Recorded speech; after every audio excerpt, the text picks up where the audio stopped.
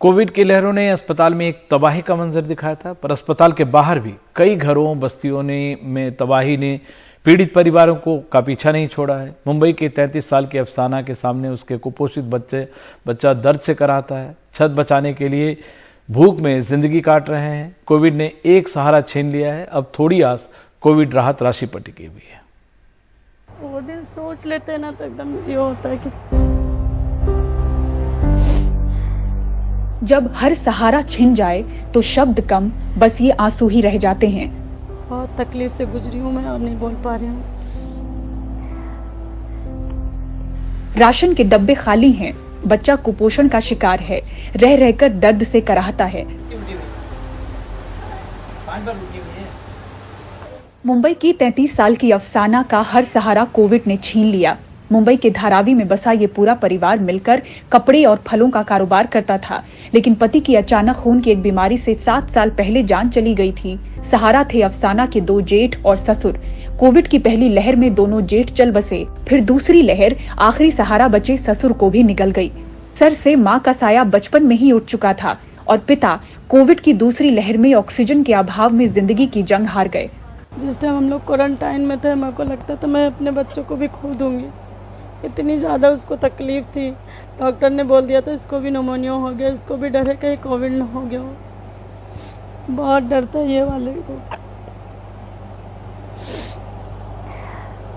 फिर अल्लाह का शुक्र है, लेकिन बहुत हम लोग वहाँ पे बैठ के पढ़ाई करे, बहुत करते थे। रिपोर्ट नेगेटिव आई सब।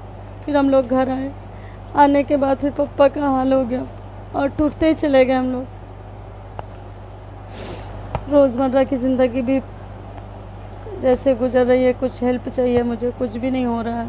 गवर्नमेंट भी सब लिख के करते हैं, हाँ करेंगे करेंगे करके कुछ नहीं होता है, कुछ नहीं करते हैं। फिर ऐसे आए, ये दौर से गए। फिर उसके बाद 11 दिन के बाद दूसरे जेठ भी डेथ कर गए, उनको भी कोरोना हो गया। फिर 1 महीने के बाद, कुछ दिन के बाद मेरे फैमिली से ही रिलेटिव वो भी चले गए। फिर 9 महीने के बाद मेरे ससुर, जो हमको हमारे 2 बच्चे छोटे उनको देखते थे मेरे हस्बैंड के गुजरने के बाद, वो भी चले गए। एक महीने के बाद मेरे पापा भी गुजर गए, वो गांव में गुजरे, उनकी भी डेथ हो गई। ऐसे ऐसे हालात से गुजरे। अब मैं कैसे बच्चे को पालती हूँ और करती हूँ। बस घर पर कोई राशन पहुंचाए तो चूल्हा जल पाता है। 8वीं पास अफसाना सिलाई और कुछ घरेलू काम के जरिए महीने के कुछ 100 रुपए कमा लेती हैं, लेकिन 13 और 7 साल के इन बच्चों के स्कूल और घर के भाड़े का बोझ नहीं झेल पा रही। डॉक्टर अख्तर शेख जैसे कुछ मदद के हाथ ऐसे परिवार तक राहत पहुंचा तो रहे हैं, पर ये काफी नहीं। लेने वाले बहुत लोग आते हैं, मगर जो ज़रूरतमंद होता है उस तक चीज़ें पहुंचती नहीं है। और यही लॉकडाउन में भी हुआ है, बहुत लोगों तक नहीं पहुंची। हम लोगों ने जबरदस्ती छीन के झपट के लाके इनको दिया है, ताकि इनका घर चल सके, इनके बच्चों के पेट में अन्न जा सके, खाना जा सके। बच्चे थोड़ा सा, मतलब आप देख सकते हैं ये बच्चे कितने कमज़ोर हैं। अगर ये बच्चों को अच्छे से खाना मिलता है या वो अच्छे खुश होते हैं तो शायद और तंदुरुस्त होते। मैं इसी एक ही बात कहूँगा कि BMC जो है इनको एज ए डिपेंडेंट कंसिडर करे और इनके पास जो भी अमाउंट होता है इनके अकाउंट में जो है जमा करवाए, ताकि इनकी थोड़ी सी मदद हो सके। मैं जानता हूँ 50,000 रुपीज़ कोई बहुत बड़ी अमाउंट नहीं है, ना ही उससे उनकी ज़िंदगी चल सकती है, मगर क्या है, थोड़ा सा ये स्टेबल हो जाएंगे, थोड़ा सा ये अपने ज़रूरतों को जो है पूरा कर सकेंगे या अपने कुछ चीज़ों को स्टेबल कर सकेंगे। अफसाना के इस 10 बाय 14 के छोटे से कमरे के इस किचन के खाली पड़े डब्बे से आप अंदाज़ा लगा सकते हैं कि रोज़मर्रा की ज़िंदगी में ज़रूरतों से किस तरह से ये जूझ रही हैं। इनके पति की मौत भले ही कोविड से न हुई हो, लेकिन जो इनका राशन यहाँ पर भर रहा था, जो इनके बच्चों को देख रहा था, जो इनका घर चला रहा था, उनकी मौत कोविड से हुई है।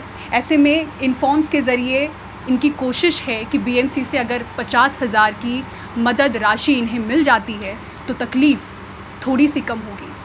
मुंबई के धारावी से कैमरा पर्सन प्रवीण जी रोहित के साथ पूजा भारद्वाज, NDTV इंडिया।